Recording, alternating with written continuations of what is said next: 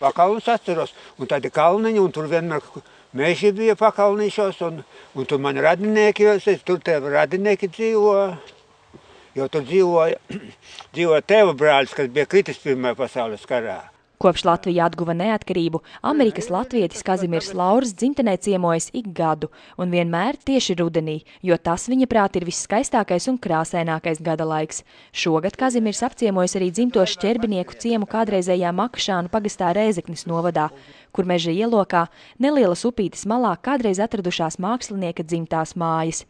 Kalnēnā apkārtne Kazimieru iedvesmojas jau bērnībā, kad viņa lielākais sapnis bijusi gleznošana. Tās piepildījies 1950. gados, un vēl joprojām viss brīvais laiks tiek pavadīts pie molberta.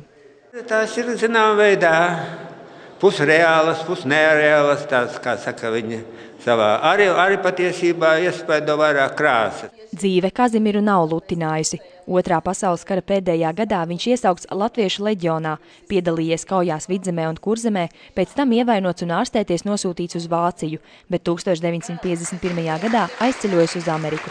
Gājis visādi, taču optimisms, humora izjūta un dzīvesprieks vienmēr bijuši gleznotāja sabiedrotiem. Ka viņš pie mums brauc ciemos, mani puiki, vai ne, un vīrs nevar sagaidīt arī, vai ne, tāpēc kā šeit nevar sagaidīt, jo viņš vienmēr ir tik priecīgs un interesants, un visi smējās par to, ko viņš tur, vai ne, izstāst vai saka. Amerikas latvietis kā varēdams palīdz arī savam dzimtajam pagastam.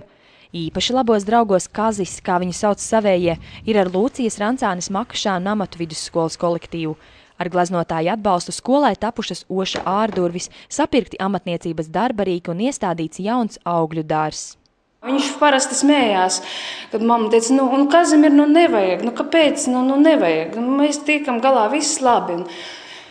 Nerunā pret, un man pie ārstiem nav jāiet, man Dievs devis ir ļoti laba veselība, tāpēc es gribu jums tur nopirkt tās ābeles. Kazimiera Laura gleznas kopš 2002. gada pabijušas izstādēs Rīgā, Ludzā, Līvānos un Preiļos.